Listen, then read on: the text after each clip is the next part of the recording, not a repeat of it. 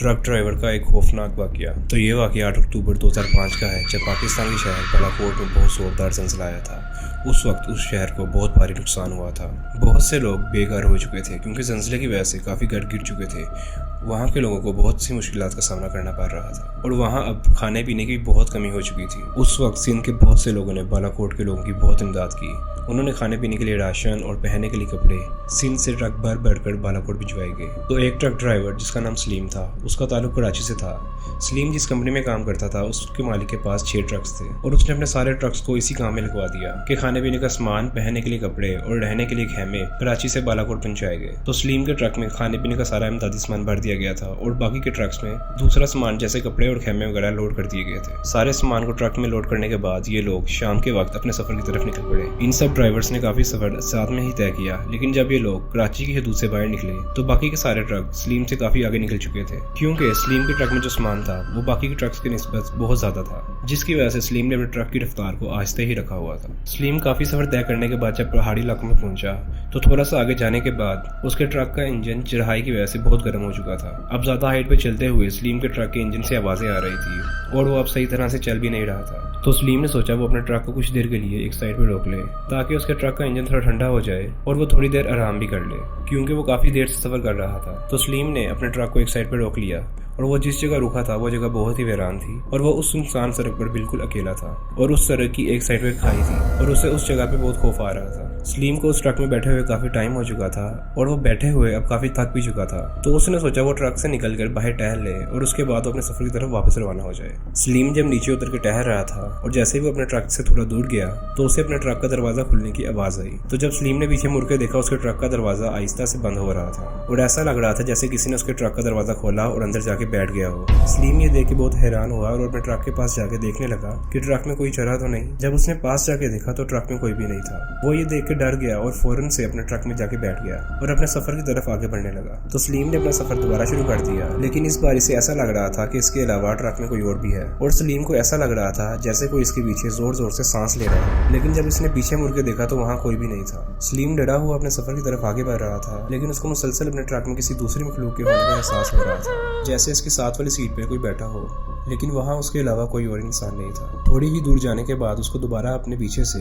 किसी चीज की आहट महसूस हुई। जब उसने बैक मिरर से पीछे देखा तो वो ये देख के बहुत खौफजदा हो गया। उसने देखा कि उसके बैक सीट पे एक सायानुमा चीज बैठी हुई है जो कि दिखने में बहुत ही खौफनाक लग रही थी। उसने फौरन से अपने ट्रक की ब्रेक लगाई और उसे वहीं पे रोक दिया। वो जल्दी से अपने ट्रक से नीचे उतरा और भागने लगा और उसे भागते हुए ऐसा महसूस हो रहा था जैसे कोई और भी उसके पीछे भाग रहा है, लेकिन सलीम के अंदर पीछे मुड़ के देखने की हिम्मत नहीं थी। वो उस वीराने में बिल्कुल अकेला था और वहाँ उसके अलावा और कोई भी नहीं था। काफी दूर जाने के बाद जब सलीम को अपने पीछे से वो भागने की आवाज आना बंद हुई तो वो एक जगह पे रुका और सांस लेने लगा। सलीम अपने ट्रक से काफी दूर आ चुका था, लेकिन उसे अपने ट्रक की लाइट्स अभी भी नजर आ रही थी। सलीम जिस जगह पे था उस जगह से सिर्फ जंगली जानवरों की आवाजें आ रही थी और उन आवाजों में से एक आवाज ऐसी भी थी जैसे कोई भारी चीज से उसके ट्रक को मार रहा हो। उसको दूर खड़े हुए वो आवाज साफ सुनाई दे रही थी कि उसके ट्रक में कोई तो है, क्योंकि उसके ट्रक का हॉर्न खुद ब खुद बज रहा था और कभी उसकी हेडलाइट ब्लिंक हो रही थी। सलीम को अपने ही ट्रक से बहुत खौफ आ रहा था और उसके अंदर जरा भी हिम्मत नहीं थी कि वो अपने ट्रक के पास जा सके।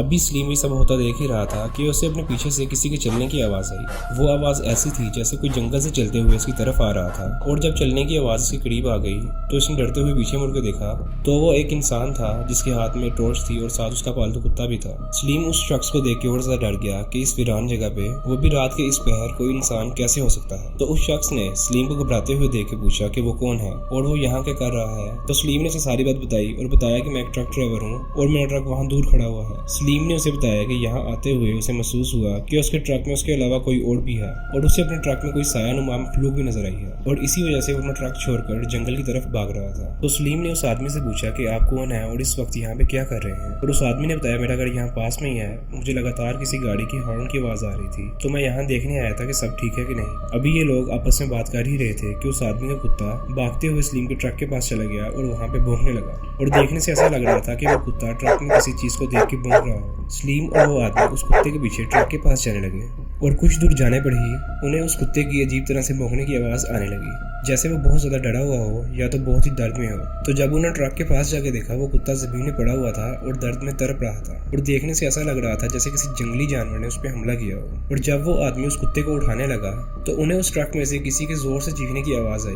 वो उस आवाज को सुन के इतने खौफजदा हो गए कि वापस जंगल की तरफ भागने लगे। और जब वो लोग जंगल की तरफ भाग रहे थे तो उन्हें अपने पीछे से किसी के हंसने की आवाज आ रही थी, जैसे इनको कोई डरा हुआ देख के हंस रहा हो। वो आदमी सलीम को अपने घर ले गया और उसे कहने लगा कि तुम सुबह तक यहीं रुक जाओ और सुबह होते ही अपने ट्रक को यहाँ से ले जाना। सुबह होते ही वो आदमी सलीम के साथ उसके ट्रक के पास गया। फिर जब सलीम ने ट्रक में पड़े हुए अपने सामान को देखा, वो सारा सामान बिखरा हुआ था और ऐसा लग रहा था जैसे बहुत से जंगली जानवर उस ट्रक के अंदर थे। सलीम ने उस आदमी का शुक्रिया अदा किया और अपने ट्रक में बैठकर अपनी मंजिल की तरफ आगे बढ़ गया। तो कैसी लगी आपको ये वीडियो अच्छी लगी इस वीडियो को लाइक करें और शेयर करें और हमारे यूट्यूब चैनल को जाकर सब्सक्राइब करें।